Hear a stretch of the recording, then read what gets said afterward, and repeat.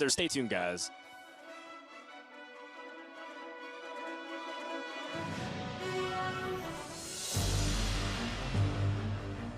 So why are you so excited to play against Hamster?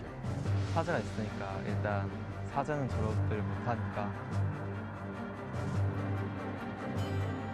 我第一个对手che0nsu的套牌比较克制我，所以我第一场比赛会比较紧张。 Have you thought about playing on the big stage at BlizzCon in front of a lot of people? 그게 가장 걱정돼요. 제가 긴장할 것 같아가지고 What are you going to buy with the money? 일단 빚 갚아야죠. 저희 부모님 집.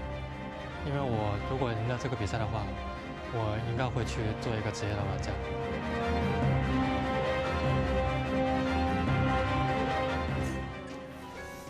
Welcome back, everyone, to the second series of the day. I'm Raven. Joining me, as always, is Sottle for this series. It is going to be che0nsu versus Hamster, and it'll be one of the more interesting ones of the day, I would say, at least in terms of deck lists. Yeah, it certainly is. I mean, Hamster has brought a very unique-looking lineup to this tournament, choosing to bring Paladin and Priest, two of the lesser represented classes that we have seen in these HCT events. And you know, class choices, individual class choices aside, I think the potentially troubling thing for Hamster in this series is that he's brought a lineup specifically targeted towards beating control and has unfortunately run into a very aggressive lineup.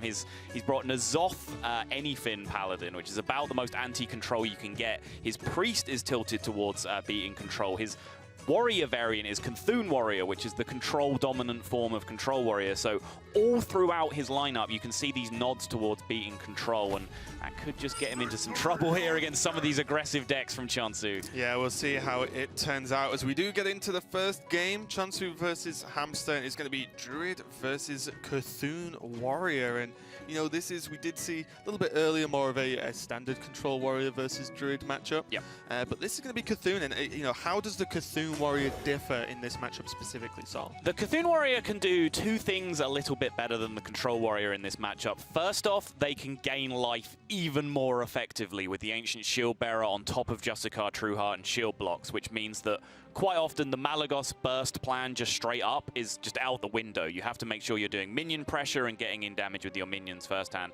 Secondly, they can also put some pressure on the Druid and actually just swing the matchup back the other way, make the Druid have some answers to some annoying minions like this che0nsu's Chosen that Hamster has chosen to hold on to here. I think this is a great decision. This is a really irritating minion for Druid to have to deal with. Yeah, a lot of the times in this generalized matchup versus Warrior, Druid's pretty content. You know, we see the Nourish to just be like, yeah, I'm just going to chill for a few turns, ramp up, draw more cards, and try and just outvalue the Warrior in general. But as you said, che0nsu's Chosen could be one of those minions that causes some trouble. But, I mean, nothing too crazy going on the first couple of turns here. Just a hero power from che0nsu.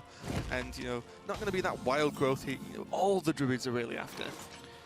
Yeah, certainly looking at the opening hands here, I think Hamster did make a smart mulligan, but based on the cards that he pulled into as well, he's definitely got the better of the opening exchanges. che0nsu does have that Nourish, which is an important card in the matchup. That's a big pull as well, the Ragnaros for later on, but as you said, missing those early game tools that he needs to really get ahead of the play. Has those mid-game options like Nourish that he needs to dig through his deck, but just stuck hero powering for now, and Hamster is going to have so much time here to even just set up some initiative on the board now with the che0nsu's Chosen. Beckoner of Evil picked up as well, so there's his che0nsu job kind of locked up now. He has those 2+2/+2 minions in his hand, so he's fairly confident that before he gets to that big turn 7, he's going to have the 10/10 che0nsu locked up already. Yeah, it's really nice for Hamster as well that he has Bran available. There are, you know, a few cards in a few of the current decks where when you have it in your hand, your whole game plan can change. Yeah. And you know that Bran just being there will enable him to even potentially activate even more buffs on che0nsu with the double battle cry, or even do the old Doomcaller trick later on if he really needs to. So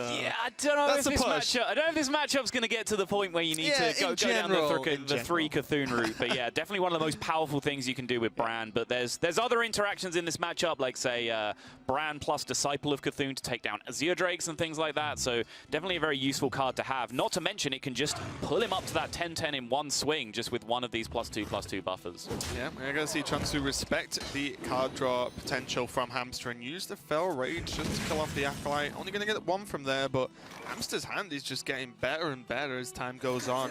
Does have the shield block to be able to instantly activate the 5 armor. No shield slam at the moment, but still nice to help out with the cycle going forward. Certainly is, and here's that big pressure point that we talked about.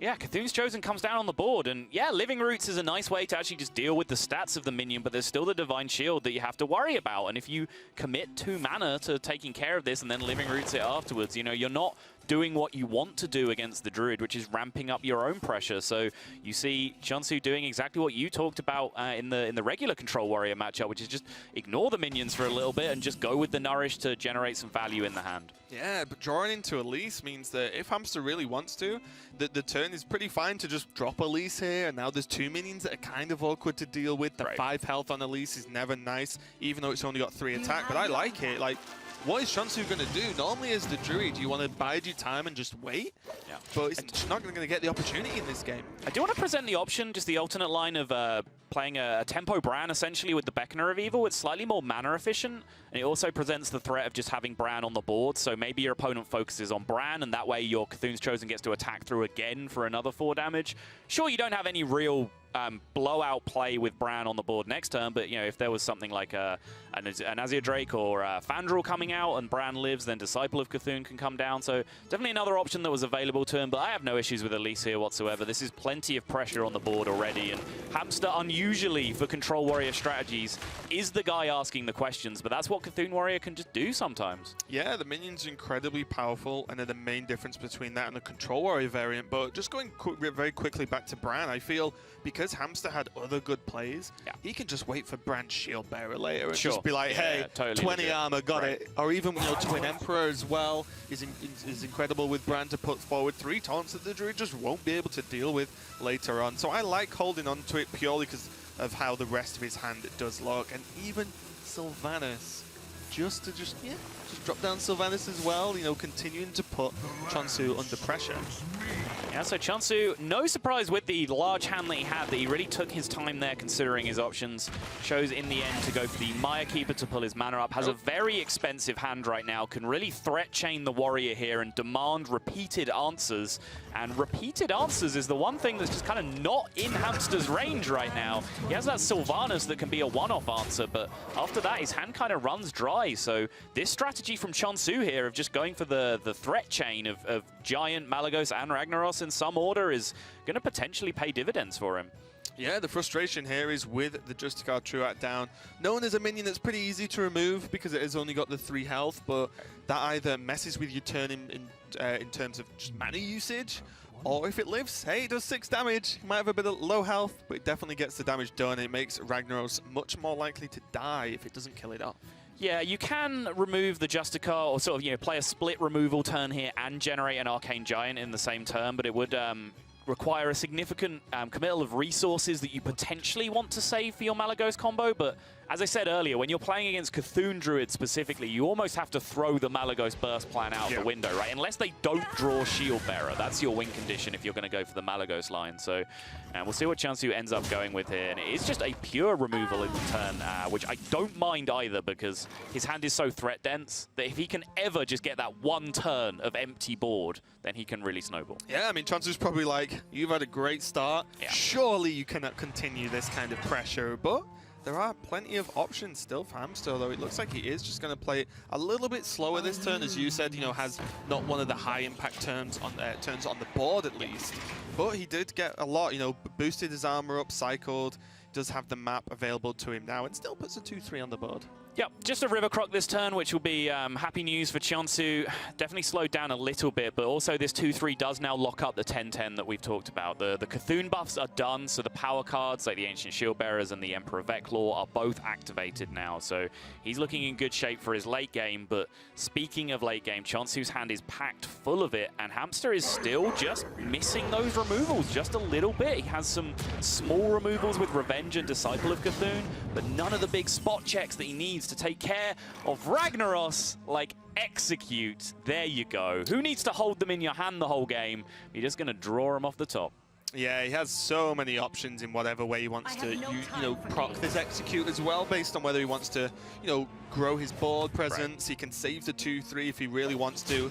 It's just going to go face and just leave Ragnaros up, because why not? Sylvanas is down. Yeah, I'm totally fine with this. I mentioned, early on that Sylvanas was his first answer. He had one of them in hand, and it's such a great interaction against Ragnaros specifically that he can save that execute now for a follow-up threat like a Giant, or more specifically Malygos, because Malygos sticking to the board, when you can then you can do your big Malygos burst turn with the Roots and the Moonfires, and then it lives, and then you can back it up with swipes as well. Then you're kind of living in Dream World where you can beat the armor gain. So he's definitely doing well to ration out his removal here appropriately.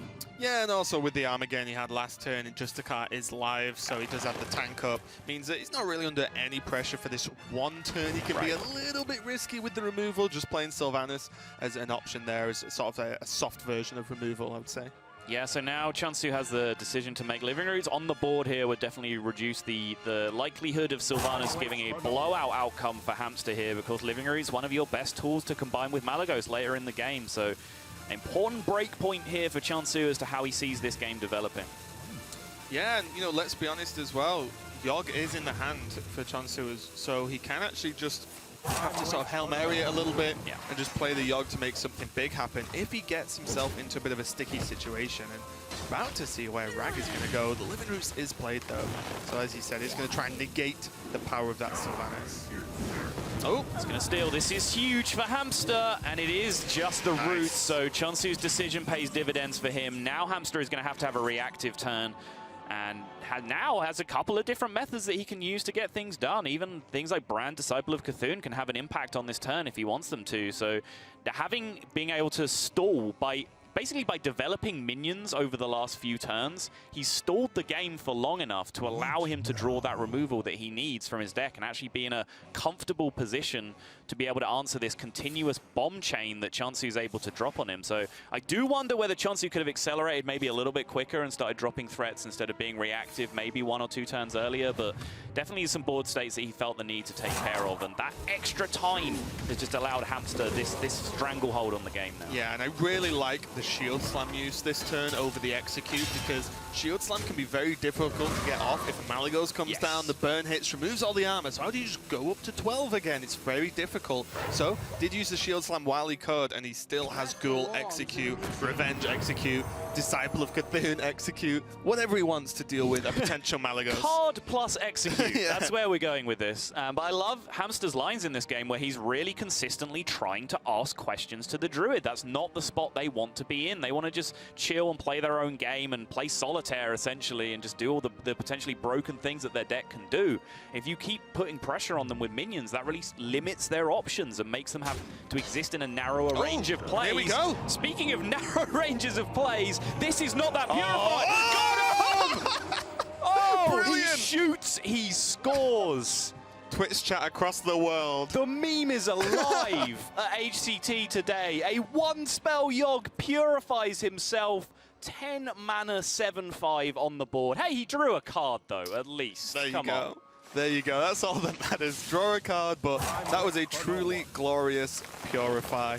And we'll see how he continues to deal with this. He can actually drop the Arcane Giant, as we can see now. So put a lot of pressure on the board. And to be fair, Hamster has the Execute, but he's running a little bit lower on the big guys now. He's really wanting to draw into the Twin Emps. Maybe the Doomcaller, but that's normally a sort of combo card more than a big beat in itself. But really needs to get some work done, but can actually clear off all of this board. Yeah, snap call on the play there. I'm wondering if there was a play that saved the Execute by using the Brand this turn. Brand combined with Ravaging Ghoul, you can do 2 damage to the board and then do 4 to another target with the Disciple of C'Thun. I'm absolutely appalling at rewinding board states in my head, so I'm not going to go back and try and do it, but I wonder whether he could have preserved his Execute there, but Hamster made the play so quickly that I didn't get a chance to evaluate it completely. Yeah, but now che0nsu is still not running out of threats himself. Now drawing into Ancient of War, he still has Malygos. No particular spells to combo with, but even just having a 4/12 on the board feels pretty good a lot of the time. But we'll see what he chooses to go with this turn. Does have a few options. I feel Emperor doesn't really get much work done with this specific hand. Doesn't really open up some combos for next turn, so he's just going to go for the Malygos. He just saw the Execute. Now I wonder. I really wish I could rewind time and look at that board state as to whether he could hold on to the execute. Is that the only thing you wish you could rewind time for? Yeah, I just really want to look at that board state. Yeah. Never mind everything else you could do with it. No regrets except not being able to remember that board state. That's my life in a nutshell. But yeah, this could just end up costing him. We saw the situation. che0nsu in the last series wonderfully managed to get the read on the situation that there were no spells left, so he actually didn't need to kill the Malagos. It was just a 4 damage minion on board, chose to ignore it, won him the game at the end. Masterful stuff, but this is a Malagos that's still much more threatening because there are some spells left in the deck that can still have a huge impact. And also, you know, with our vision, we can see that there is a Nourish available to really cycle deep down into the deck to continue to draw into those spells. So che0nsu is not in a terrible position at all, and Hamster really hoping for something big next turn for the draw at least. Yeah. So I guess he just has to try and put the pressure on here. The Druid life total is slowly waning away, so if there are no big removal plays picked up by che0nsu from Hamster's perspective, then Hamster might feel like he can make the push for the win here, just ignoring the Malagos. But there's so many things that go wrong with that play, and this all might come down to that usage of the execute on the last turn. Yeah, he can even cycle 4 cards this turn. There's the Raven. Oh, 2 Raven Idols. Really going to open up the options for potential additional burn damage for che0nsu. So we'll see what he gets. The first one is a pretty good selection of options. Innovate, maybe not too crazy at this point in this game, but Feral Rage and Moonglade Portal are actually going to get some work done. Sure. Oh, it's a tough choice, but the fact the Arcane Giant is in hand as well, like he continues, there's just so many big threats in this deck. He's just playing such a powerful mid-rangey build of this deck, and no surprise that the Warrior is just having a little bit of trouble hanging with this right now. Yeah, I really like the Moonglade Portal pick because he has the option to either heal himself or actually start trading the board away and healing his own minions because they're all huge. Arcane Giant, Ancient of War, Malagos, and then you gain a minion as well, whereas Feral Rage, 2 more armor. Like, yeah, I like it a bit. Generally, like, Moonglade Portal is one of those floating cards in this Druid deck. It's in the same category as the Feral Rages, the Mulches. It's one Maya Keeper that's kind of entering into that point as well, where they kind of rotate in and out of lists. But almost down to a T, you see the Moonglade Portals coming in when people are playing extra big minions like Ancient of Wars, so that you can get that potential double value out of them. Yeah. Twin Emperor Veclaw is available now for Hamster. He's probably wanting that a couple of turns ago, because even if he plays it now, he can use the che0nsu Chosen to trade away with the 3/3, but you know, at least one's going to die. He can combine it with Brand to get 3, though. So that's going to present quite a big threat to che0nsu. But a swipe could be very, very scary.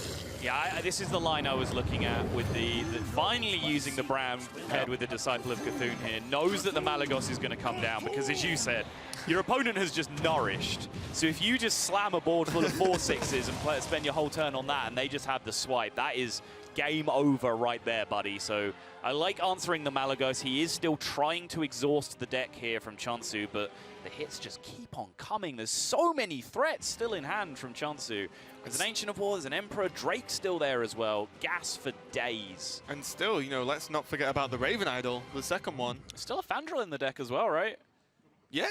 I mean, how many cards is che0nsu playing in his deck? 50 card Druid deck confirmed. Feels like we've seen so much, but there's so much more left. Another Nourish. Living Roots maybe not so great at the moment because Malagos is off, so he doesn't have the opportunity for some additional burst. Yeah, but we can see there as well. There's only 3 yeah, cards left in the deck, so he's probably just going to take the card that doesn't draw him cards. I did not realize there was actually just 3 cards left.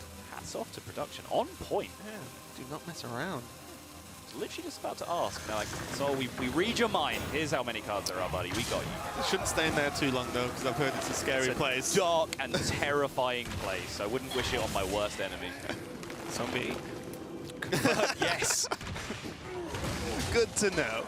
But che0nsu just continuing. He's like literally been dropping these bombs like all game nearly.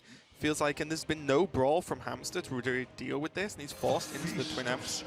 And yeah, does have a way to actually clear up the 3/2, so not too shabby at the moment. Revenge isn't live, so there's no like big blowout 3 damage revenge that's going to help clear. So you know, why not?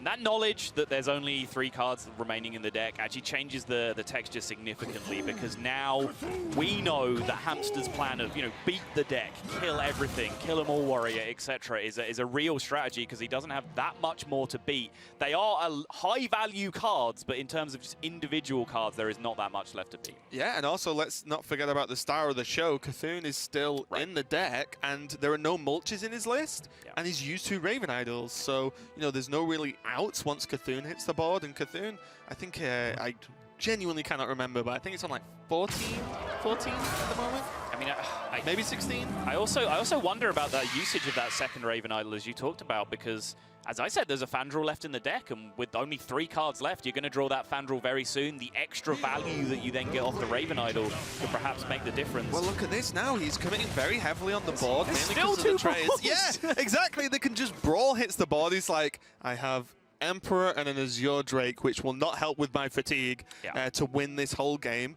Hamster's nowhere nearly dead at the moment. He's got plenty of health, still got tank up, and now the Shield Bearer to even help with that. And he's got C'Thun. I think as soon as C'Thun hits the board, this game is over. Yeah, so I think Hamster's consideration here is the decision between gain 4 with the hero power and using Revenge just to be able to take the extra 5 points of damage off the board with the Ancient of War. I think I favor the hero power quite significantly this turn because, as I said, still 2 brawls left in the deck, so the board being like this isn't a big deal. And the Revenge actually only saves you 1 life, right? Because you miss out on gaining 4. You forgo the armor up. Yeah. Of the tank up. Yeah, so use the correct term. Can use it though, just a decision.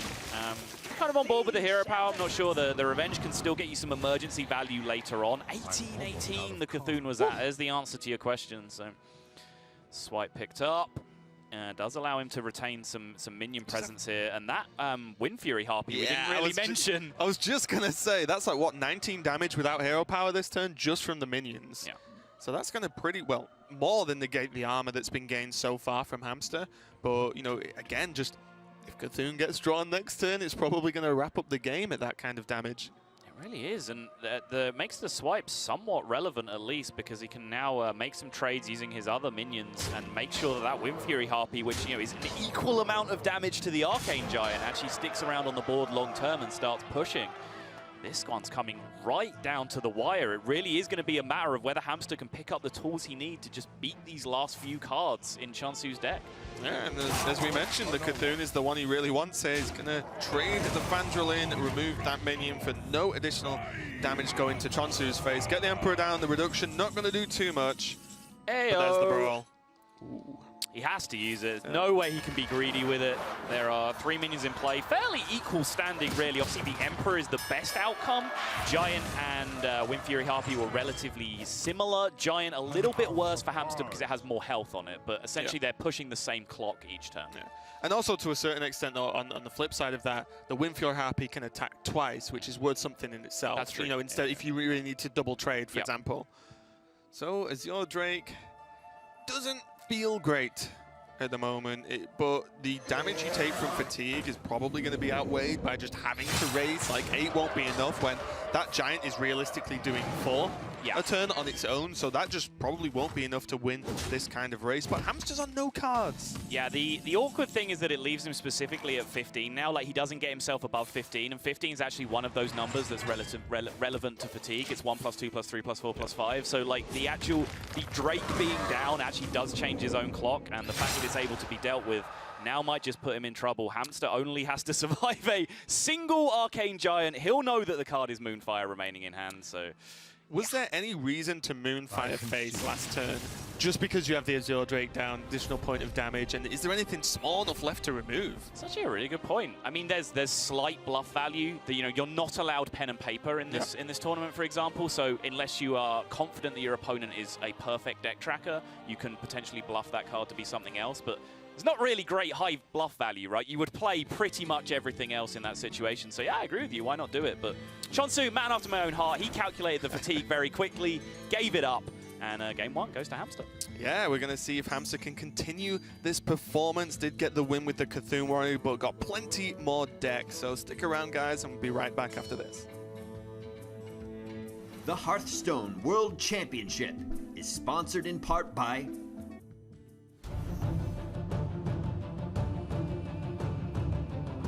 How did you end up getting so good at Hearthstone? 대회 많이 보긴 하는데 저는 그것보다는 생각하면서 집중하면서 해요. 하스스톤은 확률 같은 거 계산하고 어떤 선택을 하면 얼마나 좋은 게 따라올지 생각하고. Do you think other players don't necessarily focus on the calculating aspect of Hearthstone as much?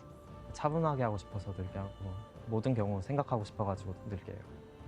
상대가 플레이하는 거 보고 그때 가장 좋은 플레이 안 했다 싶으면 그 카드는 없다고 생각하고 그렇게 카드를 예측해요. Do you tend to play, take more risks, or do you tend to play safe? 따로 리스크한 플레이나 안전한 플레이 그런 거는 별로 생각하지 않고 승률이 가장 높은 플레이를 해요. Do you cross the street when the stop sign is on? 사람들이 안 보고 있으면은 하죠.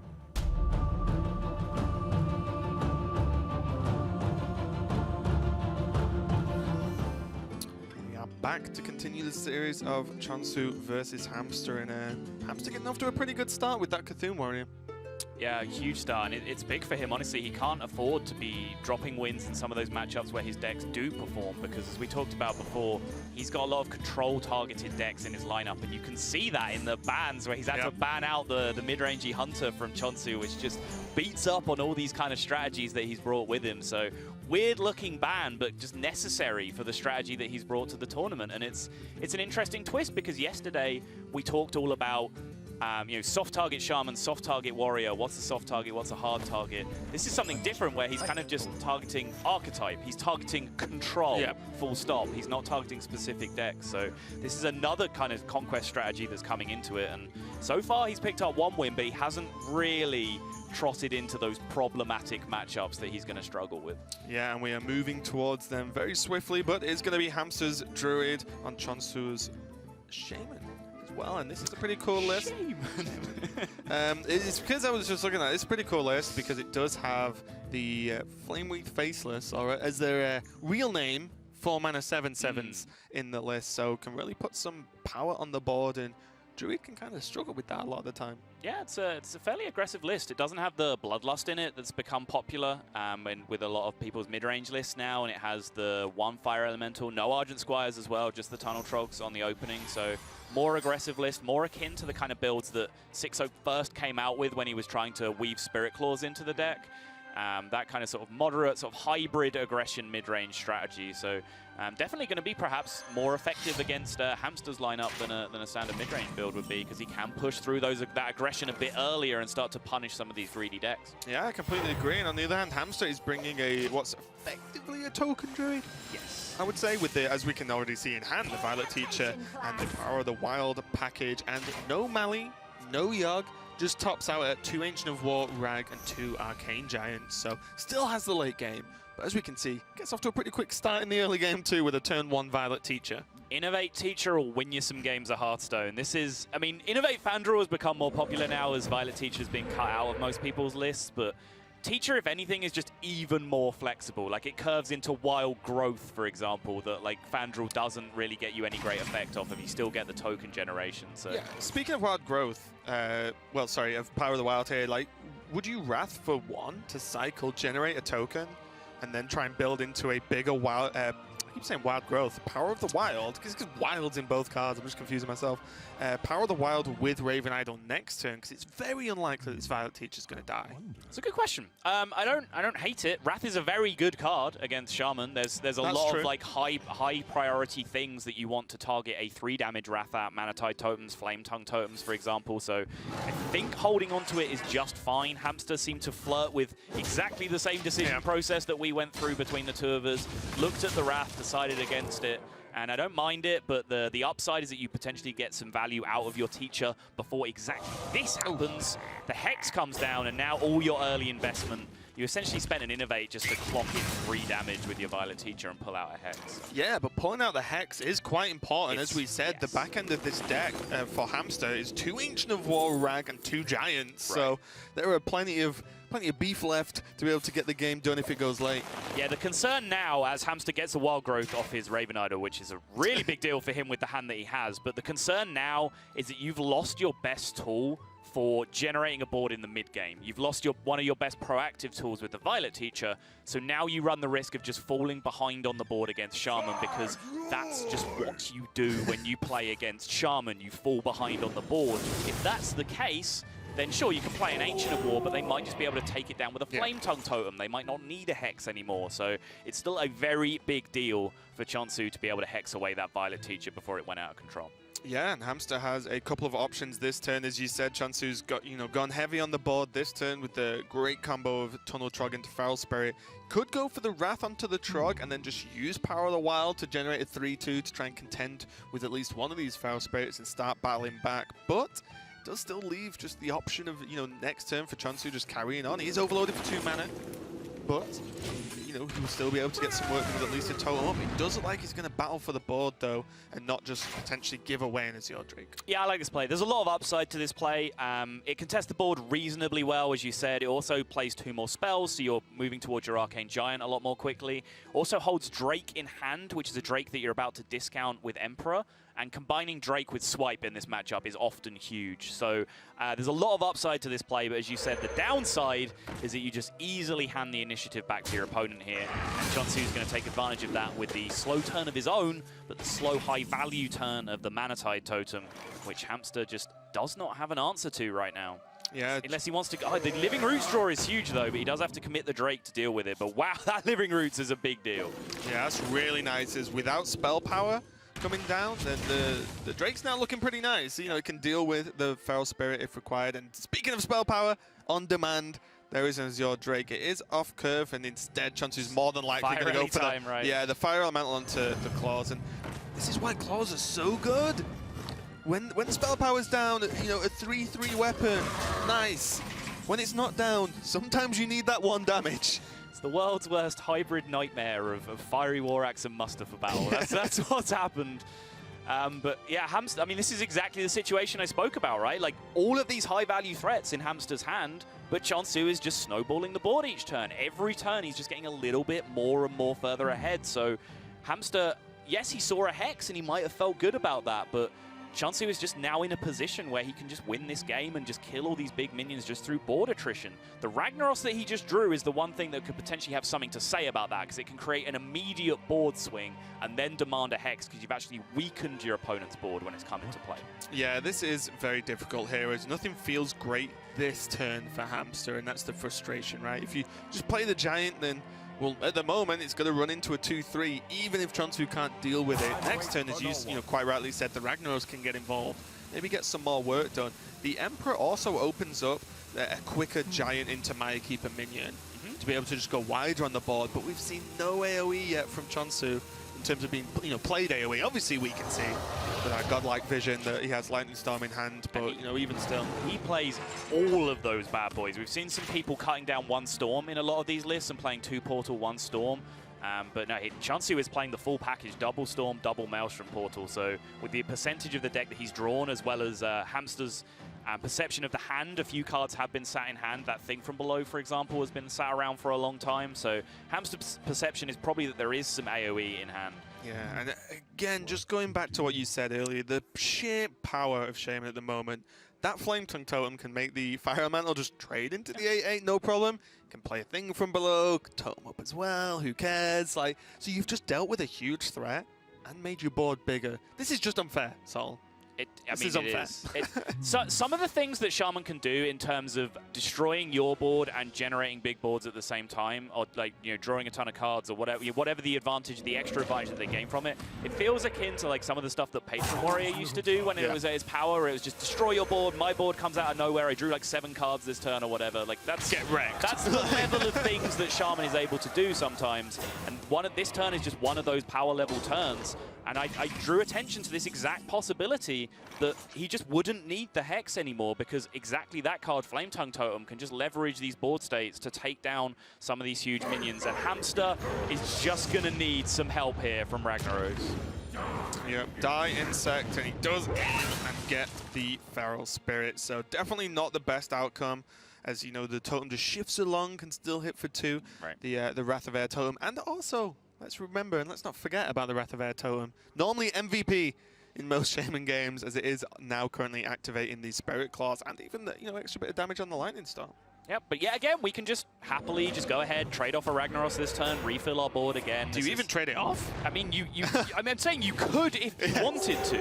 I'm just trying to like explain the pattern of you can just repeatedly kill minions with Shaman and still have the value to keep going. I do absolutely think Face is the better play, but he could have double traded, just played Drake Manatide. His board is pretty much just as powerful as he was before. Like, Shaman can just march through these big minions like this over and over again. But che0nsu, definitely agree with his line here, just setting up the lethal push. Ragnaros unlikely to be able to get any work done here. And yeah, Hamster's first test against one of these decks that really preys on some of his greedy strategies is looking like it might be failed here. Yeah, and again, going all the way back to the start of the game, the Hex on the Violet Teacher just really sort of shaped the way the rest of this game went, as you've been saying, and that, the swipe just still doesn't feel like it's going to be enough. He can clear off the Taunt Totem with the hero power, really, like reduce the board down as much as possible, and hope that the Ragnaros hits the thing from below. Ooh. Yeah, Manatide doesn't take any power off the board, but it does maybe open up a small world where you can now start to grind your opponent out of the game, but trying to grind out a Shaman is going to be hard work here, and there's 9-12 damage sat already on the board. Drake can come down, potentially pick up even more damage in the form of Lightning Bolt. And I'd really like to see the attack with the Spirit Claws this turn. Okay. I mean, he has another one in hand, exactly, right? So I'd be amazed if it doesn't go through. You have Spell Power, second Spirit Claws, smack him in the face, why not? I like it, let's do it. Let's introduce this guy, let him know what it feels like to be at 3. There we go. And Vandal is not going to be enough to save the day here for Hamster, as he does concede to che0nsu's Shaman. And this is something, I've casted che0nsu when he was in the last qualifier for APAC, and this is something that's really stuck out and again sort of displayed it to a certain extent in this game. Just extremely solid play, just knows exactly what he needs to do and gets the job done. Yeah, there was a specific game in the last call qualifier where he played against Warrior with Shaman, and he just navigated it very well. I think he navigated that very well as well, but he's going to have to move on to some other decks now. Yep, and we'll see if he can do it and move on right after this.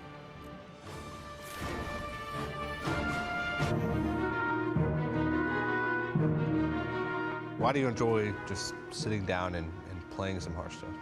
因为炉石这个游戏，我觉得它跟其他游戏不太一样，它是一个最适合用来交朋友的游戏。如果只是在线上打的话，就没有那种面对面打牌的那种乐趣了。所以我觉得打比赛的时候能够，认识很多对手，也可以交到很多朋友，这是线上的游戏所，感觉不到的。我最大的愿望就是通过这个游戏交到很多的朋友。Have you met a lot of people since you came here? 可能因为语言上有一些障碍，所以没有及时的跟他们来得到太多的交流，但是，能够体会到那种朋友的感觉。我感觉已经跟他们已经是朋友了。What about the other Chinese players? 其他3位选手都是非常名气非常大的选手，这次也非常荣幸能够和他们一起来参加这个杯子课。Do you think your life would change a lot if you won the World Championship? 会有吧，因为我玩炉石这个游戏最大的原因不是为了胜利，不是为了追求这些名利，最重要的是它其中包含的乐趣，这个对战的过程。但是如果赢不了的话，我也不会特别沮丧，因为我最大的愿望就是通过这个游戏交到很多的朋友。我觉得我已经得到我想要的东西了。非常感谢暴雪能够设计出炉石这款游戏，它真的改变了我的生活。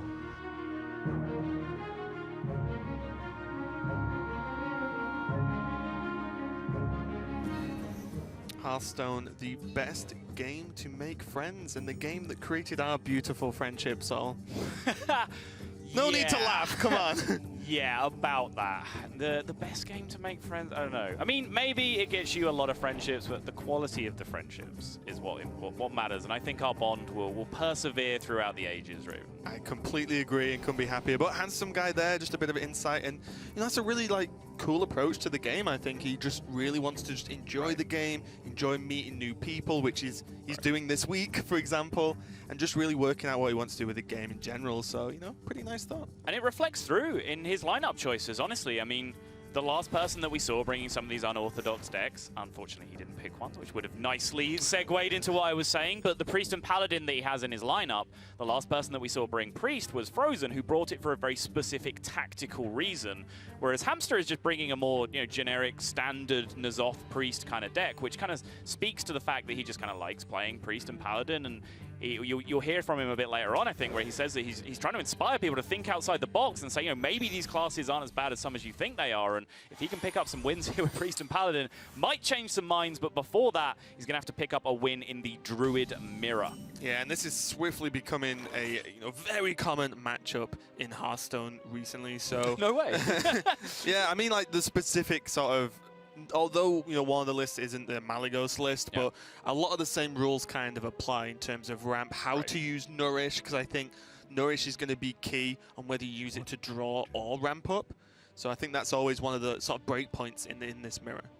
So Hamster is playing the more aggressive of the two decks, right? He's playing the token strategy. So his idea here is potentially that he needs to get ahead of the board and really like snowball before che0nsu's greedier deck with the Malygos, etc. can take over in the late game. He really needs to push the board states, the Violet Teacher board, the Vandral boards. He needs to get there a lot quicker, but Coin Wild Growth here, so I guess his intention next turn is to be able to innovate Fandral and immediately Raven Idol.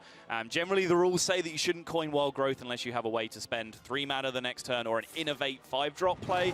4+1 counts as his 5-drop, so understandable line from him. Yeah, I like it actually, because the cards he's used getting to that point. Well, one, wow, nice second Raven Idol. The one that gets him there and the one that he's able to use the Raven Idol with the Fandral this turn kind of refills his hand to a large extent and allows him much more flexibility and options going forward.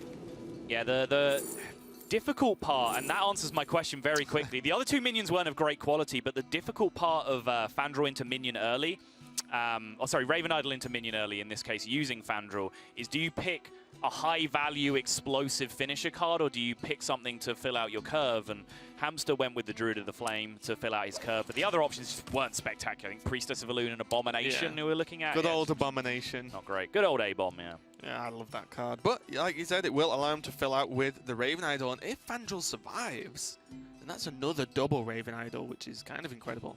Yeah, it sure is. And on top of that, if Fandral survives, he has Raven Idol for spell and minion, and a 3-mana 5/5 on the board. That's pretty good. Seems reasonable. Yep. Seems reasonable. I can get behind that. It's going to be Wrath from che0nsu, but he doesn't actually have a way to kill Fandral, so... Sets him up to 2-turn it. This is a miserable feeling, but it's something that you often have to do, is just, 2-turn lethal, essentially, on a Fandral. Incoming value, guys. Yeah. Here we go. All right, let's go. I mean, Spare Emperor. Sweet. Grand Crusader Wobbling Runs. These are playable cards as well, though. Yeah. But yeah, Emperor is a card you put in your deck on purpose, so that's probably the one you're going to choose. Ooh, I wanted the Crusader. I love that card. But going to be following up with a 3-mana 5/5, as you said, quite rightly. Pretty reasonable stats, going to be quite effective. And suddenly, setting the Fandral up to die this turn, well, it just means that 5/5 is going to live. So I really like the way from turn 1, Hamster's really gone, okay, I'm going to go in on this Fandral and then build from there. And he's done it in the correct way, making the snap choice because he presumed Fandral would live as well, getting the value from the Druid of the Flame. So it's looking really good for him so far. Yeah, you're looking specifically for Druid to kill a Fandral that early. You're looking specifically at Mulch, which isn't being played, or Wrath plus Living Roots, which is a 2-card combination, or some Innovate play, which is a 2-card or more combination, and would be terrible for your opponent anyway. So assuming that it's going to live is definitely valid in that situation. It's worked out for him brilliantly.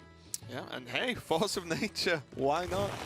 Oh god, triggered. Oh, that noise. Brings back so many memories. It's okay, Sol. They won't challenge. Okay, alright, we're good. And it's not turn 9. Yeah. We're safe. But yeah, just going to choose... Oh no, I died on turn 5. Force of Nature, Innovate. Of course. Yeah. That's your fault for being on 14 at turn 5, True, of course. that's a fair point. But yeah, again, just building up the board, piling on the pressure, and letting che0nsu actually try and respond, as opposed to something a bit more timid, like Wrath trade, for example, to clear off this. I like this, pile on the pressure, and we are going to see the first Nourish come out now for Cycle. Not too much of a surprise, considering che0nsu's hand was looking a little bit dry. Yeah, and he's picked up a bunch of removal here, but it keeps him in the game for a little while. But eventually, unless that second Nourish can pick him up some significant value, then he's gonna run out of answers against some of these persistent threats that are coming out here from Hamster.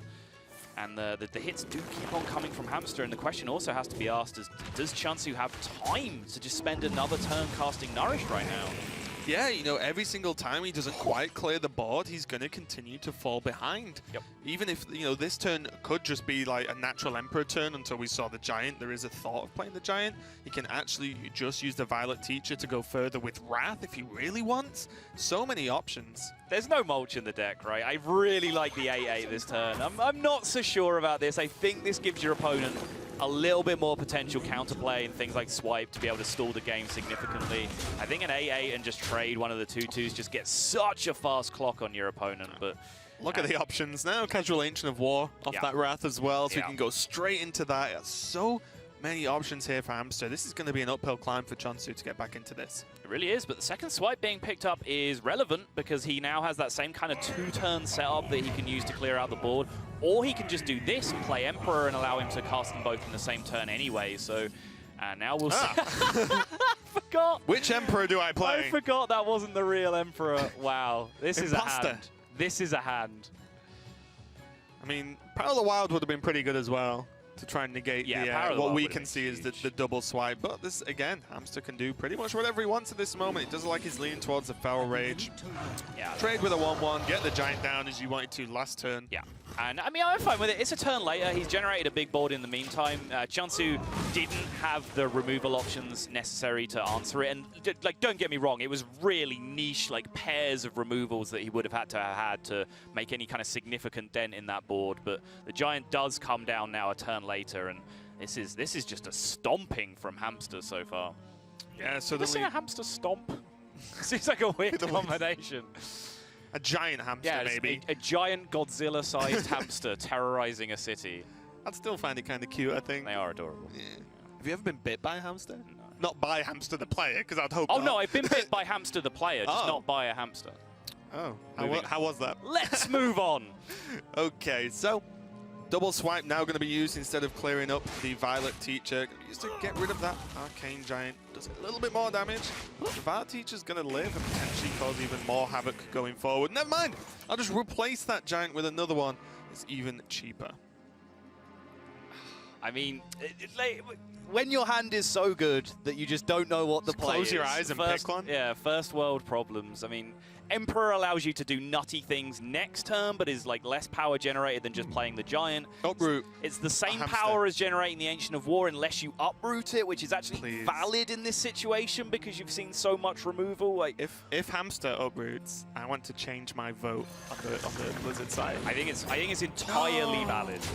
It's entirely valid to uproot in that situation. You've seen so much removal being used whatsoever, but it's one of those situations. I think any play he made that turn wins the game close to 100% of the time.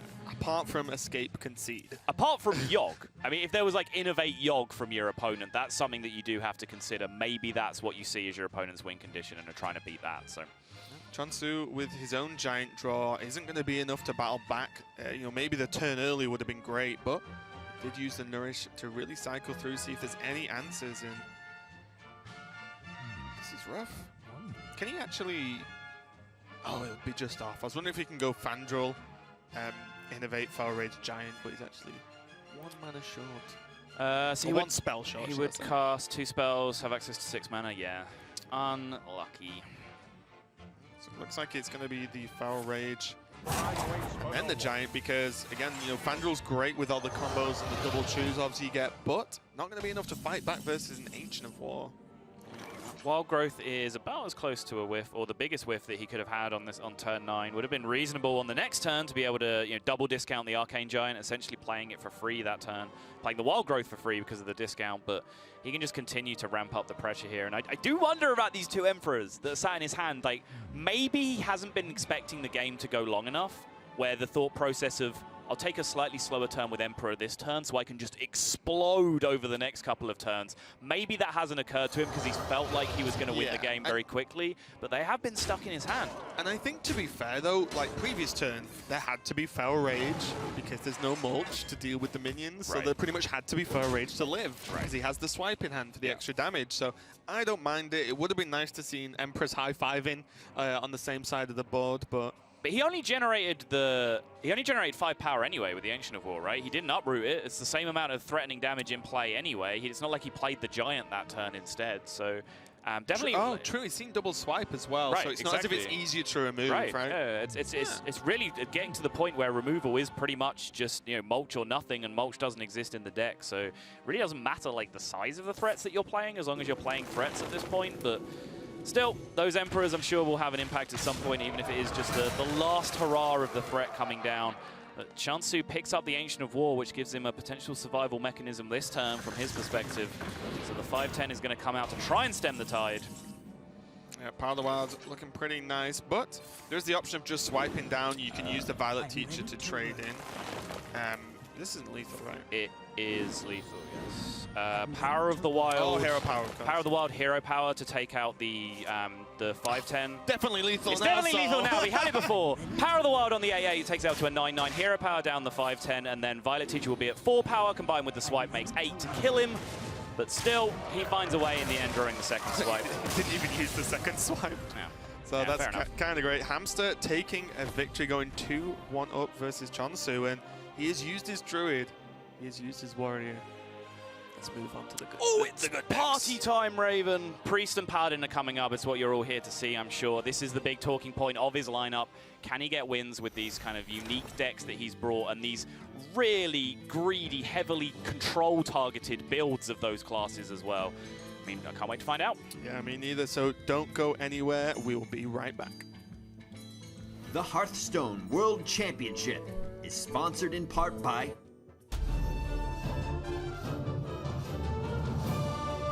Do you think that Korea as a region in competitive Hearthstone is the strongest region? 가장 센 리전은 아니지만 두 번째는 되는 것 같아요.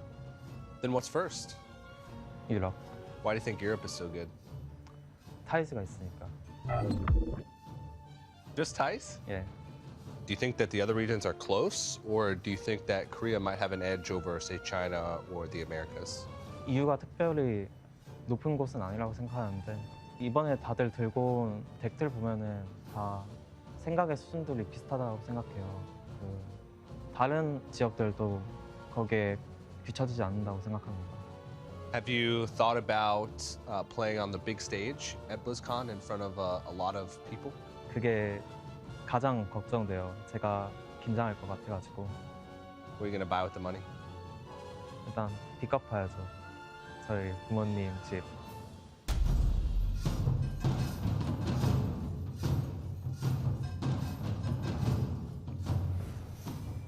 Nice guy, che0nsu. Gonna pay for his parents' mortgage if he wins the money. That is a very nice thing to do. Yeah, what a guy. I like this guy more and more. Looking out for his parents. Also, says that Europe is not too far ahead of the other regions, acknowledging that it is in fact in front of the other regions. Take that, Kibler and Firebat. This guy knows where it's at, but so far in this series, he's got his work cut out for him. But now the party is going to get started, as I said before. And the real fun decks, the Priest and the Paladin, the big talking points of the lineup are going to come out. So this is a N'Zoth, Anyfin, Paladin. Yes, 50-50, got it. This is a very, very greedy list, very anti-control list. You're combining the N'Zoth strategy with the Anyfin Paladin combo strategy, and it's a really unique looking list because he's cut out almost all of the card draw in favor of those Death Rattle minions and the N'Zoth. Only lay on hands really as a draw mechanism. No Acolytes, no Loot Hoarders, no Solemn Vigil even. Yeah, it really is really crazy to me. I really like playing the cycle heavy variants of these lists. But as you said, when you play Murloc and N'Zoth, something's got to go. Right. He's running double lay on hands to really push the late game. But che0nsu is playing Dragon Warrior.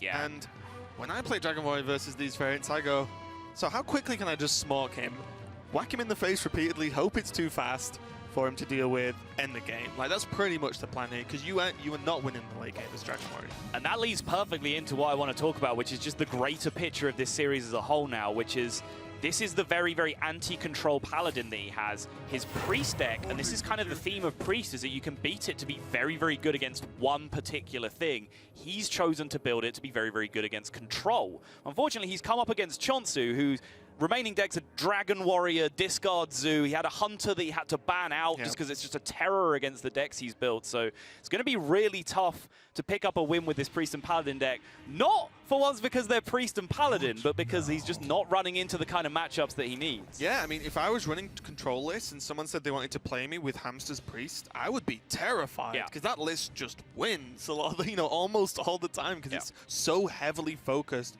on the control matchups. But this is not one of them. che0nsu going to coin out the Frothing Berserker, really get going. There's very little point. Fire War Axe in a 1-1 down, it just doesn't matter. It's going to turn up again next turn more than likely. So it's going to actually start asking Hamster questions from the get-go.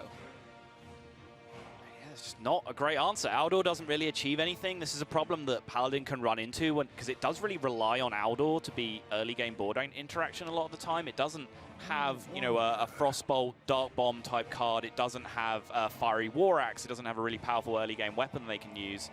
So normally Aldor Peacekeeper is used as kind of these answers to early threats that need answering, but there's certain matchups like Tempo Mage where everything just has a persistent effect being on the board. Frothing Berserker, same kind of thing. It's just not a very good answer. So I would expect to see Hamster go here with the Murloc War Leader instead. Try and get that to stick to the board. If he does, then it's Dream Streak because he has the Bluegill next turn to clear this out. If it doesn't, hey, at least he's invested his War Leader already. Yeah, interesting, just a small point to note on this Dragon Warrior list is actually running 2 Executes. So Execute being bumped up to 2 mana. It's been one of the card that's been reduced to 1 in a lot of Dragon Warrior lists just because it just loses you tempo. It's not like the 1 mana card you can sneak in. A lot of the time he's playing 2, so that might come into, you know, some help later on if the game goes that far to remove some of these huge threats that Hamster can provide. Yeah, this is just the card for card, you know, pre-nerf Curator list. He's running the Fierce Monkey Curator package, no Deathwing, and as you said, still those 2 Executes that most people have cut down. It's the 1 Fairy Dragon that he's gone down to in terms of the choice, the tech choice that a lot of people rely on, or the floating card spot has gone with cutting out one of the Fairy Dragons. So. Yeah, and I actually really like this trade into the 1-1. Because this is a True Silver Champion turn, so you make it big enough that it's going to hurt, you know, the weapon trade even more, whilst clearing the board as well. So if he doesn't have True Silver, then suddenly you're even in a stronger position because of the lack of 1-1. Yeah, so Hamster now, Bluegill is a potential play, but now it's probably has just reached the point where I just can't start taking 5 from that every turn, so he's going to go ahead and Aldor it, and we're going to see the exact situation where the Frothing just keeps on growing, and che0nsu now actually has options of whether he wants to go for board more board presence right now, or just start the damage. Small Cron Elite, that's the option.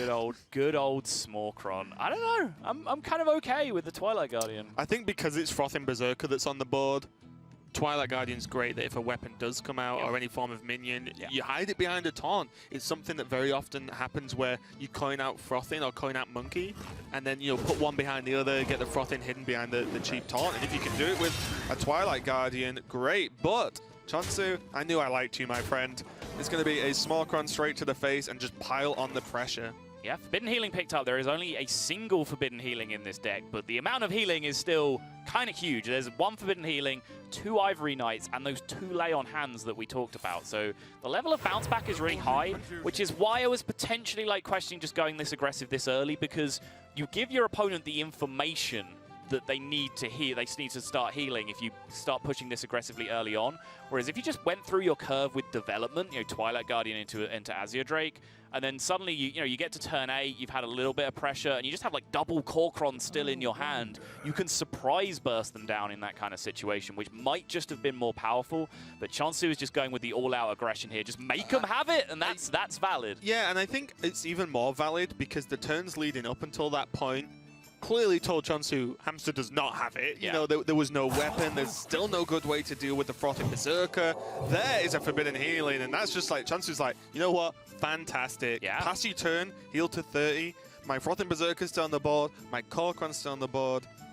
Probably won't go for the Ghoul this turn purely because of Consecrate openings, which is going to be a problem, but I mean, he can just do whatever he wants. Play the Twilight Guardian this turn if you really want. It's slightly off curve, but it does guard your Frothing and your Kor'kron after that. Yeah, Twilight Guardian is definitely a play here, but I think there's some consideration from che0nsu about what equality combos mean for his board now, because from che0nsu's perspective, of course, he doesn't know the hand, so he's just seen this miserable opening of just really not a lot happening from Hamster's hand, so some of the clunky cards that could be caught in there are just an equality Consecration and equality Pyromancer combo. So the Drake does just generate the same amount of pressure, or more pressure, in fact, while at least replacing itself if the equality combo does come out to clear. Yeah, and again, we see the trade with the Kor'kron, 4 damage into a 1-1, but what che0nsu's doing here is giving Hamster that if the equality clear comes out, Hamster has nothing else to work with, right, that turn. There's no way you can just sneak in extra damage or make trades a little bit better going forward. He's just going to say, I'll take the 2 extra damage anyway, Kor'kron loses 2, but you have no minions on the board. I'm going to continue to make it that way, and going to be Consecrate into Bluegill Warrior, I hope, to kill off this Frothing Berserker. Well, I hope. I mean, no, he's just going to Consecrate Hero Power, let the Frothing chill. It's fine. Yeah, it'll be all right. Bluegill going to come down.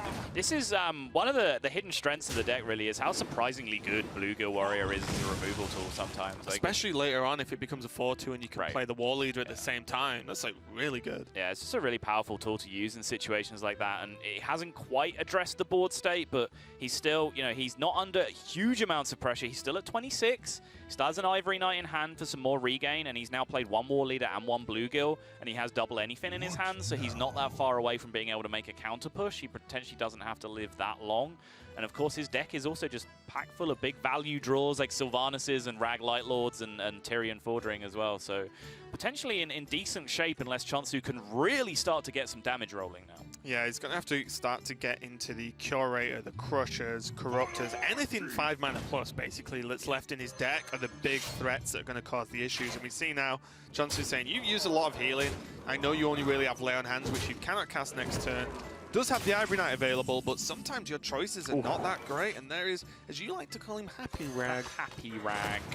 Light Lord comes down. Forbidden Healing heals you for 0, but it does also heal you for 20. There's always a consideration of picking that up, but he goes for the Stand Against Darkness instead to take the 5 immediate heal. And I want to talk about, very quickly, just the War Axe swing from che0nsu on the previous turn. That's not just about all-out aggression. He does want to be aggressive, but he does know that there is a Harrison being packed in this list, so wanted to make sure he at least got some value out of the War Axe in case that card came out. Yeah, and it's not like the deck runs Gorehowl or anything, which is a higher value weapon. This is the best weapon in your deck. Exactly, so it's always going to get Harrison. There is a Corruptor, though, so the option is there to drop it down, but not feeling too great as this Ivory Knight is kind of a frustration, but I imagine che0nsu's going to... Imagine that Ivory Knight just doesn't exist. Definitely, I mean, I mean, he could Ghoul clear if he wanted to with the weapon, but... Yeah, I think Crusher as a 9/9 here is so huge. You've seen 1 Aldor being used. You've kind of at least soft-checked for equality combos at this point. I definitely don't think you're convinced there's no equality in hand from che0nsu's position, but it's again, it's very much a make-them-have-it play. And this presence of N'Zoth's First Mate, the weapon on the board, is actually fine in this situation, because if your opponent spends 5 mana on Harrison Jones here to take out that weapon, they are just dead. Hamster is, in fact, just dead. And this is exactly what we were talking about, is can these greedy builds pick up wins against these aggressive tempo decks with big, chunky minions coming down and pressuring you every turn? Can he really put it together? Yeah, I actually don't know. We will see after this.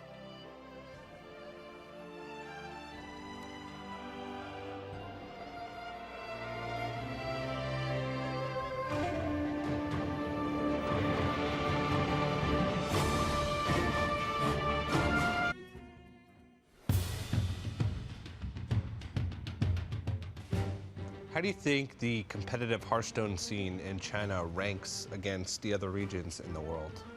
国服玩家一个是人数上比其他国家的玩家多一些，可能是多2-3倍的样子。另外一个就是国服玩家，他们的套牌都比较的普遍，就是那种可能每个人可能就是他们都喜欢玩一些主流的套牌。 Are you trying to show the world that Chen has more creativity by bringing decks that nobody else would bring?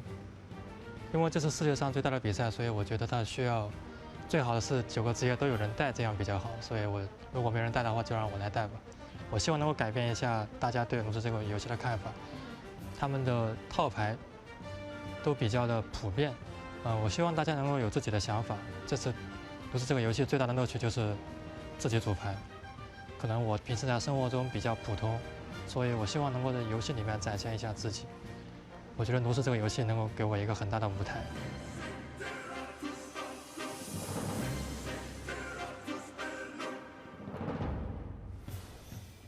Hamster really wanting to show off his more creative side and more, just try and play all the classes and really show that representation across the board. Yeah, there was a line in there. I felt like that all 9 classes should be represented at the World Championship, and yep, Hamster, you did that single-handedly, because without you, that would definitely not be the case. There are no other priests, no other paladins. These are the decks that he's remaining to win with, but you can hear from his words there where it's not a specific strategic thing. He just thinks these decks and these classes are fine. He just thinks, other people are looking at the game in too much of a narrow fashion, and that he's thinking outside the box, and he actually thinks these are potentially powerful choices for him.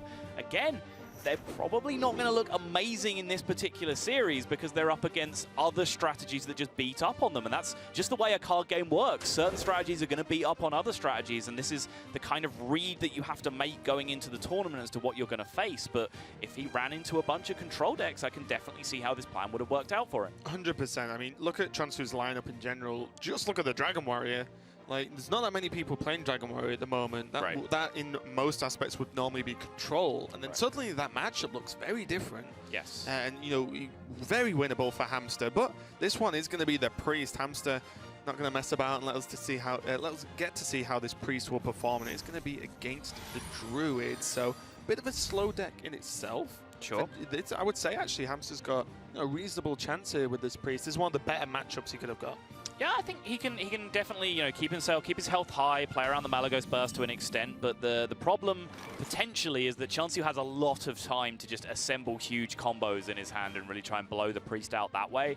Hamster's mulligan here was reasonably favorable for him. He has that Curator in hand that he can play, picks up the second one as well, but also just that Shadow Pain just makes you feel so much warmer and safer as a Priest player when you're playing against Druid, because you know that the Fandral Nightmare isn't just not going to beat you up immediately. Yeah, that is really the fear that the Druid can actually just outvalue you going forward, as this Priest deck is full of value cards as it is the N'Zoth variant. So as we can see, the 2 Museum Curators in hand, there's a Shade as well. And even, we were discussing this earlier, double Thought Steal. Yes, so this isn't like, N'Zoth Priest is a deck that's built against control in the first place. It's kind of what it's powerful against.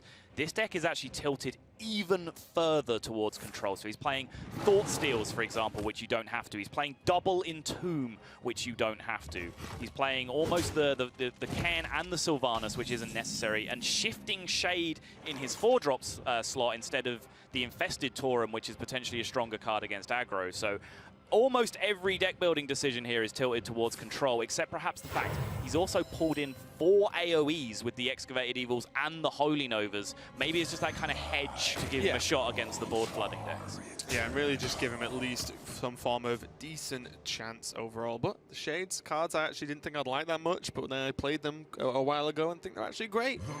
Pulling the cards out is going to be really good and just continue for Hamster, give him the ability to fight the value game as it goes on.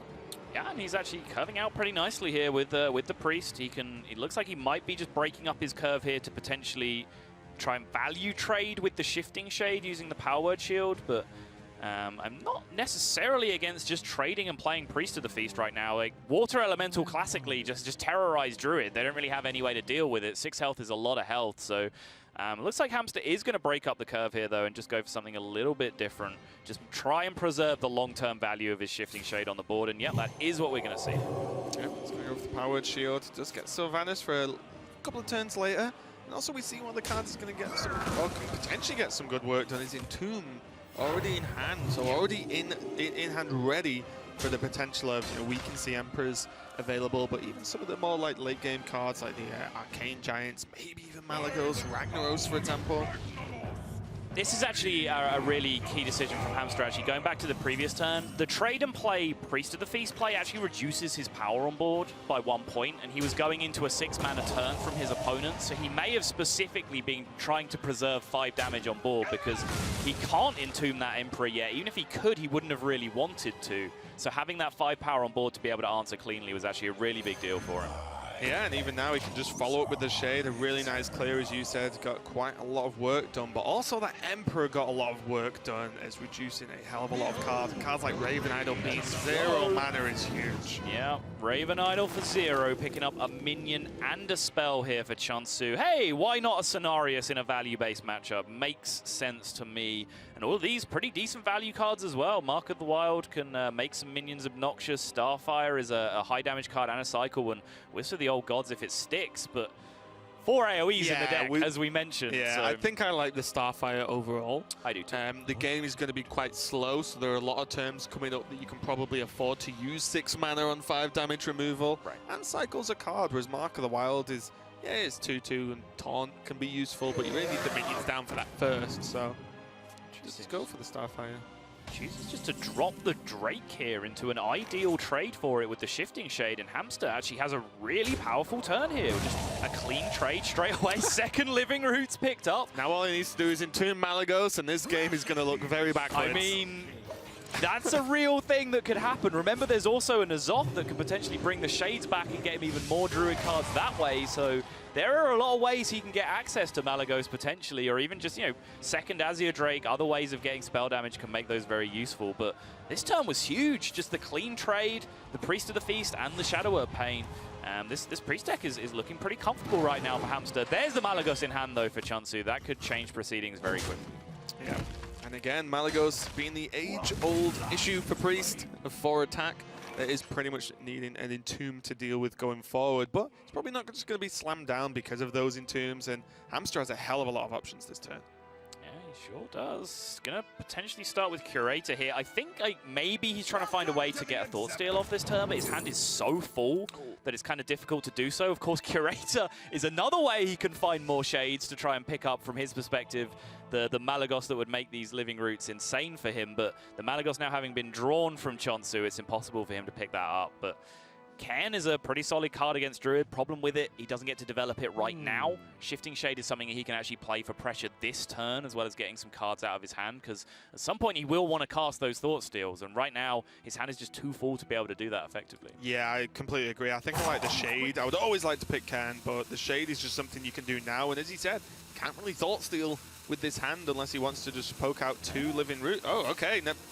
Okay, Hamster, you can if you really want.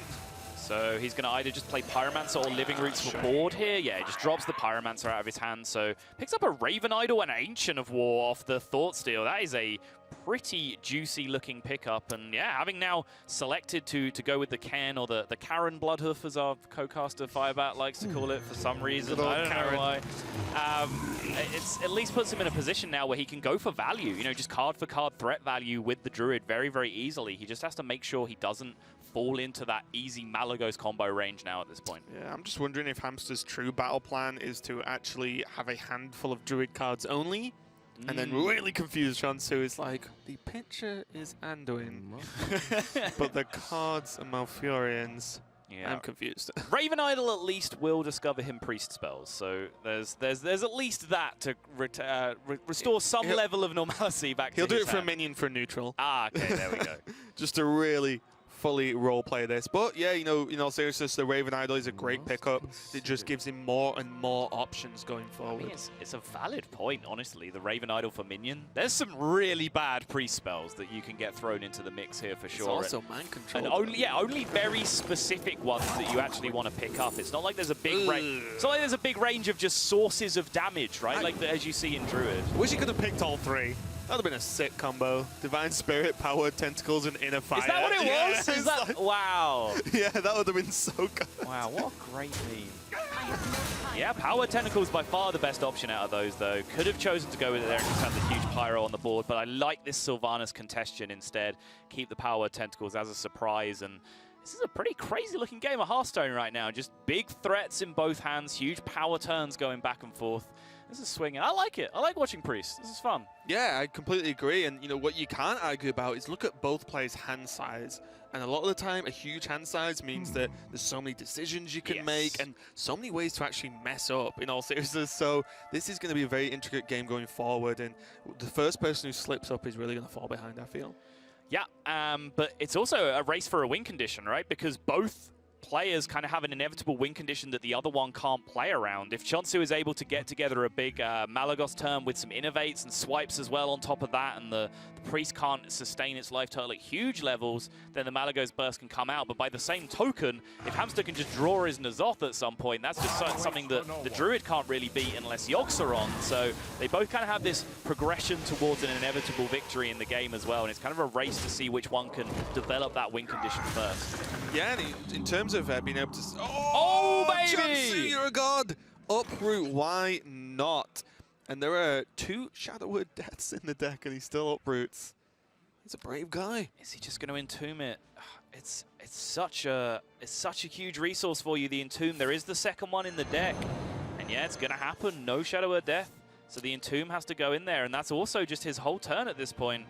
1, 2, 3, 4, 8 cards in hand. So if he casts Thoughtsteal, sorry, 9 cards in hand now. So if he casts Thoughtsteal, that would take him up to 10. So he's kind of just locked himself out of the turn. What did you think about Excavated Evil, Living Roots, and then Thoughtsteal? That was my initial line that I went to straight away. I think it got cards out of your hand. It let you cast the Thoughtsteal. Gives your opponent an Excavated? Right, which is kind of a useless card. Well, you've played a lot of Shifting Shades. So it's actually a tool that they can start to use to clear up your N'Zoth. But it does get the cards out of your hand. You can then refill the hand with Thoughtsteal. You still have your Entomb for the big threat in the matchup, which is Malagos. So yeah, that was the instant thing that leapt out to me, and it did surprise me that Hamster just so quickly went to the Entomb there. Yeah, it's gone for the Moonblade Paul off the Raven Idol. This is such a crazy matchup just because both players have cards with the multiple options in the form of like Raven Idols, and then all the cards from Priest. It's like, yeah, it can go pretty much any way. And it's just leading to a game where there's just multiple decisions being made each turn. And honestly, the player that makes the most of those decisions correct is going to come out on top of this game. It's actually pretty awesome to watch in that sense. But Hamster looking like just such a pile of threats in his hand right now. So many of them Druid cards, the double Ancient of War. I mean, how do you ration out these threats in this situation? I think che0nsu is a decent consideration here, but if you don't find some protection with the Ancient of War, then that 8 damage suddenly starts to threaten some stuff with Malagos if there's a crazy hand with Innovate as well. Yeah, I think, to be honest, I would really like to get che0nsu on the board because you have Priest of the Feast, Living Roots, Thoughtsteal, you know, to really heal the 8 damage back up again next turn if you really need to. Sure. And you have che0nsu on the board, which is very sticky minion, awkward to deal with for the Druid. He has gone for the Ancient of War, but I do feel like he could have took that turn and took a hit. I mean, the question becomes, like, do you die specifically that turn, right? Yeah. Because you've seen the Emperor come down, so there's some discounted cards in hand. You are opening yourself up to a potential full Malagos combo with all the Moonfires and Living Roots, or some kind of Innovate play with Swipe coming out as well. So that's the risk that you take for that one turn of dying immediately. But I do agree that I really like the long-term investment of having che0nsu on the board in the long term. So Wrath is going to come down and make that trade a little bit easier. And there we go. What we talked about a little bit earlier in the series, the Moonblade Portal being great. And Admirable will be going insane. Argent Commander, one of his favorite cards. Yeah, he's actually still just going to choose to Hero Power and send this damage to the face. He wants to ramp up some pressure here, be able to back that up with the Malagos that you see. There's Doomsayer, actually. That's another consideration towards aggro that I didn't talk about when I was breaking the deck down. So there are some nods in there that are worth noting that Hamster has hedged his bets against aggro a little bit and might be able to pay off for him if he is forced to play this Priest again into one of the other more aggressive decks. Yeah, and also has the dual ability versus mid-range and control decks that you can play Doomsayer, hope it goes off, and then into an N'Zoth turn right at the end to get a very clean N'Zoth. So multi-use there, and Holy Nova, not going to do too much at the moment. So it's going to be Excavate Evil potentially for Hamster, but he has so many options. This is actually a very difficult deck to navigate. It is, yeah, and he's... especially since he's having to navigate it through so many Druid cards as well. It's not just the interactions of his own deck, it's the interactions of his opponent's deck as well. But he is being really greedy with his resources. He definitely could have committed some of these removal spells in his hand a lot quicker. to not be under as much pressure as he is with the Giant on the board. But I think from his perspective, he's just looked at his hand and said, hey, I've got 2 Ancient of Wars in my hand. Like, I don't need to react to board too quickly. I can rely on these wars to stall the game for a couple of turns and then try and assess my situation from there, find out which removal spells are appropriate for which situations. Yep, and ooh, what do you think about Rag and Feral Rage? Trade into the wall? So, I mean, there's 2 ways to do that. You can Rag and then Feral Rage and trade the Ancient of War to guarantee the damage goes face, or you can just Feral Rage the Ancient of War and play Rag and hope that you hit it and retain the health on your Arcane Giant. He goes for the latter to guarantee the damage to face. I think this is a little bit better because he is trying to set up that Malagos push. And the thing as well is, he's also on 12, so he would take 5, and then Priest isn't known for a lot of burst, but he also doesn't know all the Druid cards that he's got, so there could be, like, at this point, double swipe, Living Roots, or, you know, something to really help push the extra damage, and if Ragnar's hit face, there's 5 plus whatever the Priest can do. Yeah, completely agree. This does open his Arcane Giant up to some of these removal options. Excavated Evil specifically is the first one that he would have been thinking about when lowering his Giant to 3. And Excavated Evil is in Hamster's range here, so he's able to answer that, but no answer for the Ragnaros right now. 2 Shadow Earth Deaths in the deck. Hasn't drawn one yet, and this is often just the story of Priest, where they have really powerful cards to answer specific situations, but if you miss out on one of them, they don't have that fallback plan of, you know, having consistent board presence and being able to fight long term for the board by going card for card. So they really do quite often rely on picking up good answers at good times. Yeah, this is so awkward as well because nothing quite fits. He wants to play the Doomsayer to try and set up an empty board for next turn, and okay, he's just going to Doomsayer heal. There was an option to play the Living Roots for minions to make the Rag less likely to hit the Doomsayer. But again, you know, we can see that would have been blown out the water a little bit with swipe. Yeah, he also from his perspective, he can't see those 2 swipes in hand, but he knows that he hasn't seen a swipe and that there's a large portion of the deck in che0nsu's hand. So.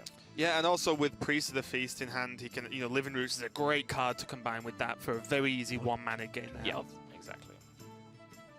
So he does have some game against this Rag. Like, even though he doesn't have the death to snipe it down, he can play awkward minions like Ken, like this Doomsayer, just to try and stall the game out for a few turns. But he's really going to need to hit that death in an emergency, hit the second Entomb, but then suddenly that frees up the route for Malagos to come through. Oh, he'll hit the death next turn. He's got Nourish.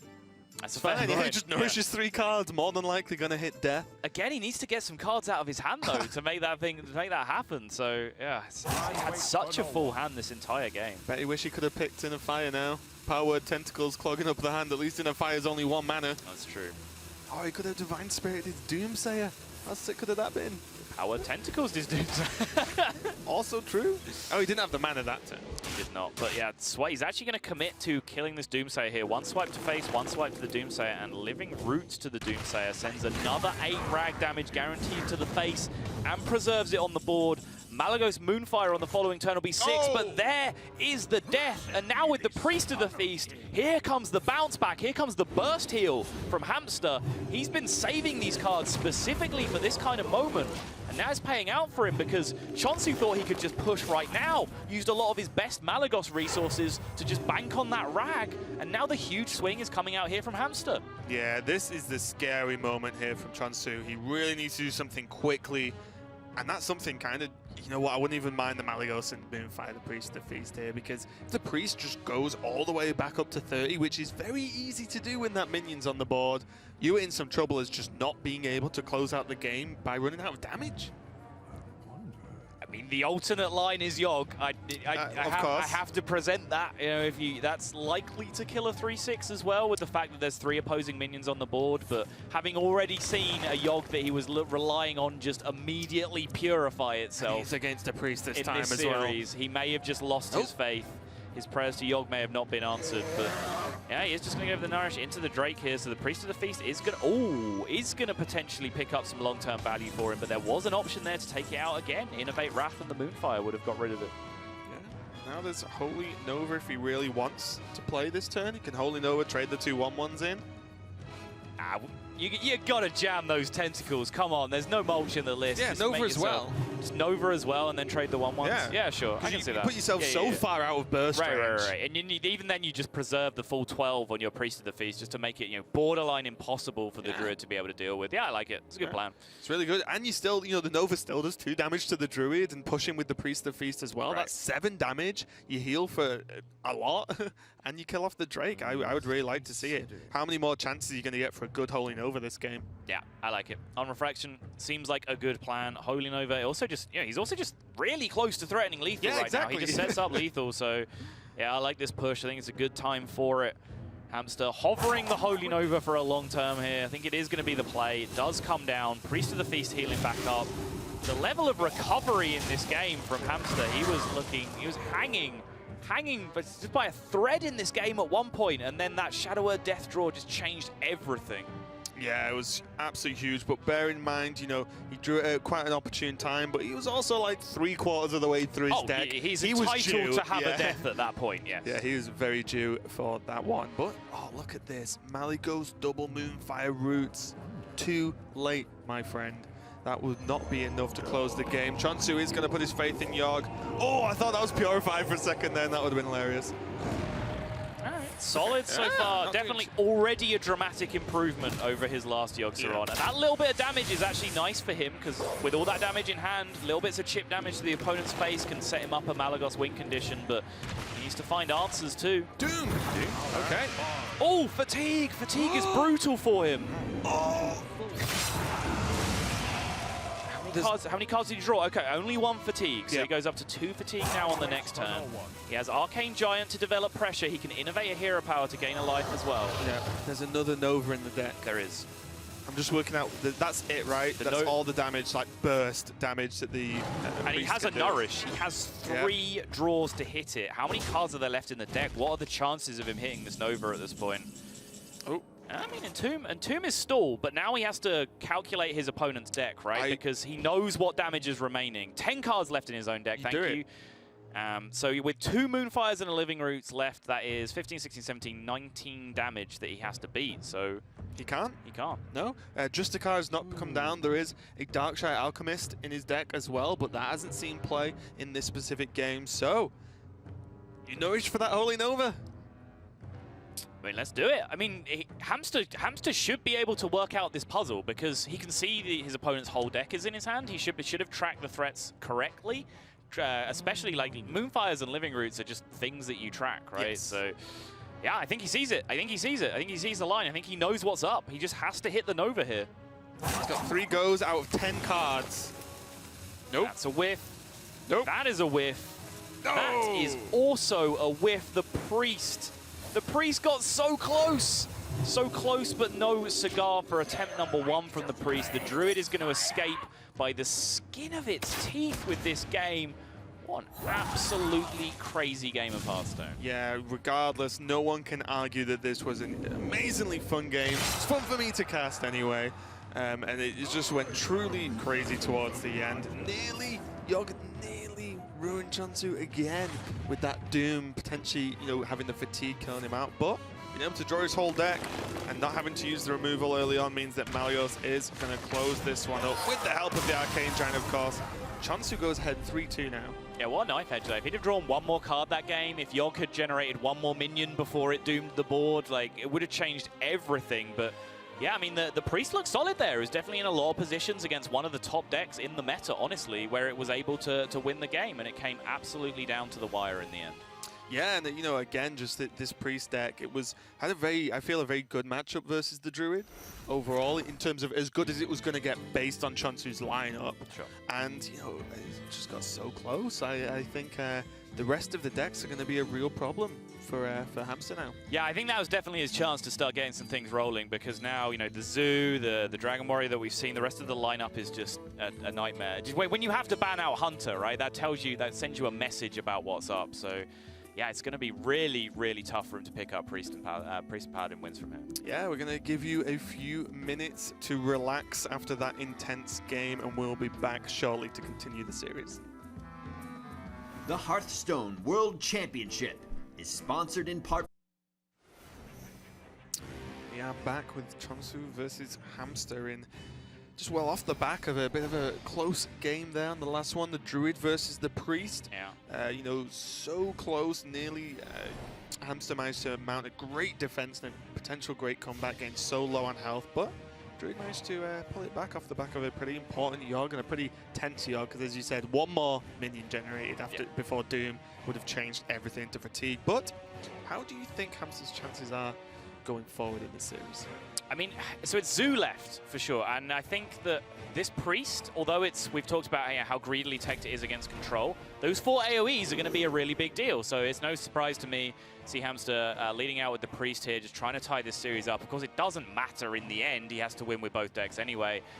But just trying to get himself over the line, squared up to 3-3 first. I think the Priest actually will do pretty well as long as it can hit some of that AoE.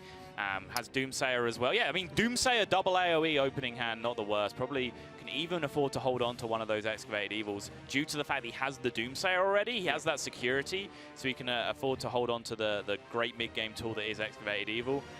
The question mark for me against Zoo does come with the Paladin, though, because Zoo is capable of doing exactly what we saw the Dragon Warrior do to that deck, which is just minion, minion, minion, you are dead. So we'll see how it plays out. I expect Hamster might be able to pull this together just based on the strength of his opening hand here, but we'll see if che0nsu can get one of those explosive discard Zoo starts going.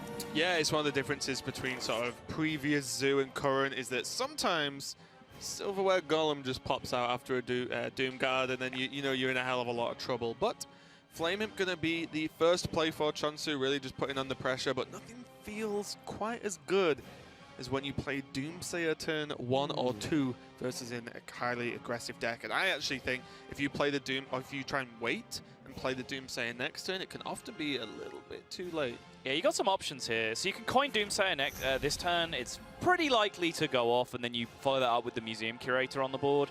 You can also wait, try and get more value out of the Doomsayer by going Doomsayer next turn and then coining the Power Word Shield to protect it against what is going to be a bigger board at that point. That way, you get to curve into your Thought Steal, which is a much slower play, something that you might want to buy some time to be able to use. But on consideration, Power Word Shield play probably a little bit too risky in terms of defending it against buffs and things. I like seeing it come out now. Just getting the minion down with the Curator, getting ahead of the play. This makes a lot of sense to me, and turn 2 Doomsayer will win a lot of games. Yeah, that's the reason, great explanation on why you could potentially wait, mainly because of the Power Word Shield, but whenever I've tried to wait, it never ends well. It's always like, I'm just going to coin this out now, put a stop to this, especially because the opener was a Flame Imp. Yeah. If the opener was, a Possessed Villager, then right, sure, it's 1 damage, who cares? But Flame Imp is a very, very real threat. And the key point is that he has a follow-up for being able to coin it out, right? Yeah. If he didn't have a 2-mana play in his hand, or a 2-mana development play, minion, basically, then there's really not that much reason to coin it out in the first place. But since he has the Curator, there's a lot of upside to this. This is really nice, and now he can pick and choose based on the death rattles he gets what's going to be pretty good versus Zoo, and I already feel like the Huge Toad feels great for next turn. Yeah, Huge Toad is reasonable. Runic Egg is reasonable as well, just to help him dig deeper for those big power cards that he will want at some point, like the Novas and the Excavated Evils.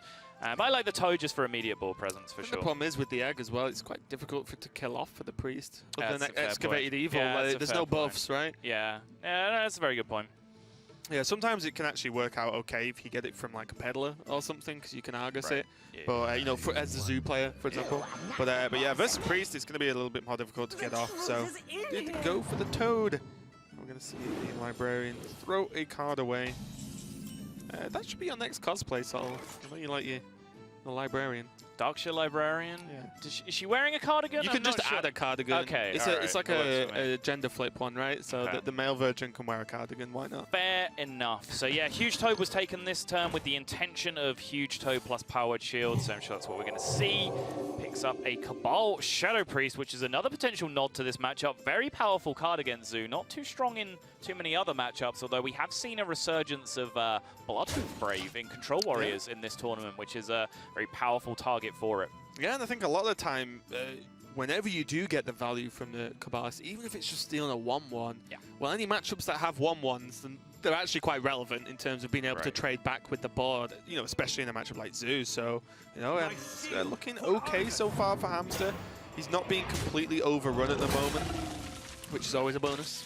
Yeah, I start to worry at this point, though. He hasn't really picked up the cards he needs. Okay, Pyromancer's a big help, but this is getting to the point now where the Zoo potentially can just, play games with the Priest, honestly. Back when Priest was relatively powerful, before the standard rotation, where it still had access to Deathlord and Sludge Belchers and that really annoying wally deck, one of the stronger control decks that really just walling you out and running you to fatigue. I played a lot of matchups of Zoo against that deck, and if you are really careful with your threat usage onto the board and only 2 or 3 cards at a time, you can often go extremely long against Priest with Zoo and actually start to outvalue them. So that's going to be difficult against this build in particular because of all the huge high value death rattles. But unless Hamster can find a way to really get a big swing on the board through something like Cabal Shadow Priest very soon, I do start to worry for him a little bit as che0nsu starts to build up momentum.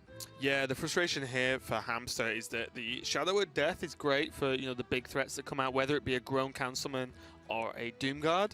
A grown councilman. Yeah, The young councilman. He, as you get older, you just give yourself more and more to the Dark Gods. Yeah. And, you would know. So yeah, you've grown up. But yeah, you can use that to kill that or Doomguard. But even like this turn, trying to combine it with, say, a Pyromancer just doesn't really do anything because it's only one spell. You really need multiple spells to go off with that Pyro.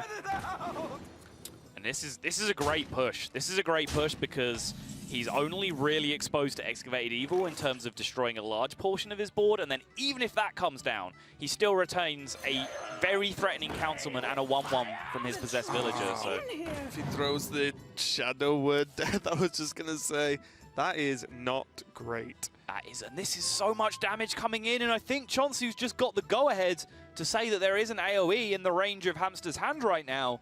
So does che0nsu just, take that read and decide to make a huge push this turn?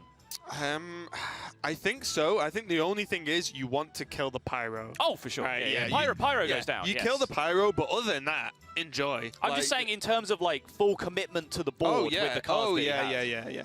As long as the Pyro's gone, I would go crazy at this point. Because also you've just seen the Shadow of Death get thrown, so your grown-up Councilman's fine. Right.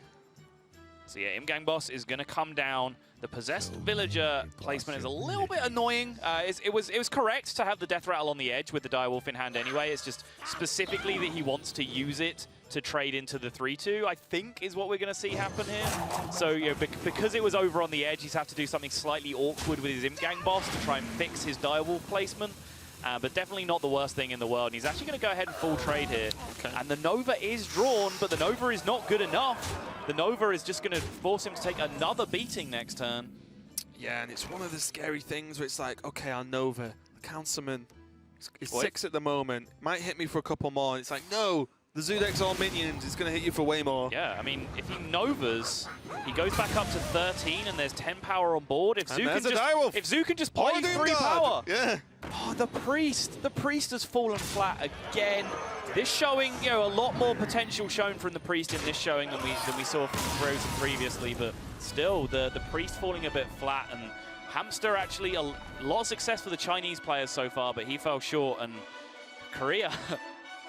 che0nsu's the last hope. Yeah, first win on the board for Korea. A lot of his teammates, his compatriots have gone down. He's the first one to be able to bring it through, but yeah, I mean, hats off to Hamster for bringing those unique decks. He thought it was a powerful strategy. Hasn't quite worked out for him yet, but it's not over. His story is not over for him yet, as you can see right here. Yeah, check out the bracket for Group B, and it's going to be in the upper bracket. BB Gungan versus che0nsu going forward later this week, and Neyman versus Hamster will be in the lower bracket. So Hamster's got his one more chance to make this lineup work, but we have Admirable with che0nsu to get his thoughts on the series. I'm here with che0nsu, the winner of the last match, a 6-game set. First off, congratulations on your win. And the question I really have is in game number 5, your Druid versus his Priest. It was a grueling fight that came down to the very end. What was going through your head during that time? 드루이드 대 사제전에서 굉장히 끝까지 치열한 싸움이었는데요. 그때 어떤 생각이 드셨나요? 느저스를 계속 못 내게 하기 위해 계속 하수인으로 압박 주려고 하고 있었고, 그러다가 갑자기 라그 나왔길래 내가 30댐 풀콤보를 못 내겠다 생각해서 그때 도박을 하기로 했죠. 근데 죽음을 뽑아가지고 좀 안 좋게 됐는데 요그 샤론이 잘해줘가지고 기분이 좋네요. So I tried to pressure my opponent in order to prevent a Nuzalth from being played. And then I got Ragnaros, and I guess my Yogg was lucky. Yes, the Yogg went very well for you, but it was a great setup towards the end. Congratulations on your win and good luck in your next match. So that's going to do it for this one, our second match in the books, but our third one is coming up. It's Yulsik taking on Amnesiac in our next match of the day. Don't go any